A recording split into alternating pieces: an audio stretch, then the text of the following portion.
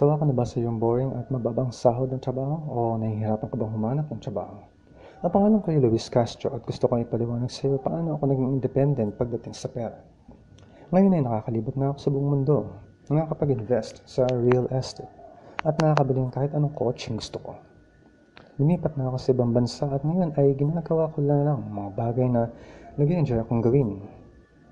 Gusto ko sabihin sa iyo kung paano ako yumaman at paano ka o kahit sino ay pwedeng yumaman. Ginagawa ko ang lahat ng ito ng libre. Walang mga sign-ups, walang registration, walang hidden fees. Tama yun. Gusto ko lang ibahagi ang kaalaman ko sa iba. Nakapagtrabaho ko sa industriya ng bangko sa loob ng maraming taon.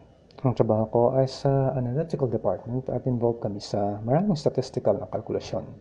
Kumikita ang bangko ng ilang milyon sa trabaho ko pero ako ay sobrang na-stress. Gumugol ng mahabang oras sa pagtrabaho at wala ng oras para sa ibang bagay.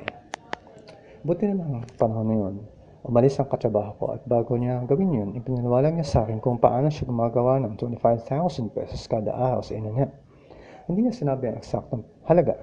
Ang ilalarawan ko paraan ay napakasimple lamang. Pwede itong gamitin ng kahit sino at ang kailangan mo lang ay internet connection.